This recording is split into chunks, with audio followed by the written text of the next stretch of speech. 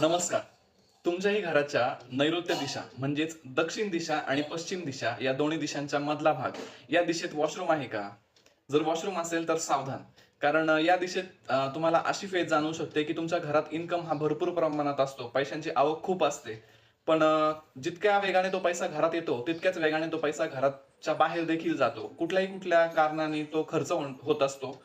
सोबतच एक गोष्ट तुम्हाला प्रामुख्याने दिसेल ते म्हणजे जर नैऋत्य दिशेत वॉशरूम असेल ना, तर घरात हाडांच्या त्रासाची तक्रार म्हणजे जसं की फ्रॅक्चर्स असेल, सांधेदुखी असेल किंवा इतर हाडांचे आजार असतील ते संभवतात.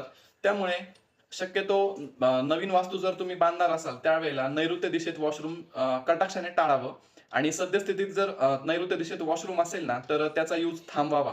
यासाठी उपाय म्हणजे शक्यतो वॉशरूम दुसरीकडे शिफ्ट करा. ते वॉशरूम टाळा यूज करणं आणि अगदी लगेचच आपण ते यूज करणं टाळू शकत नसाल, तर तिथे एक रेड कलरचा बल्ब आणि रेड फॅमिली मधला कुठलाही हलकासा शेड तुम्ही तिथल्या भिंतींना द्या.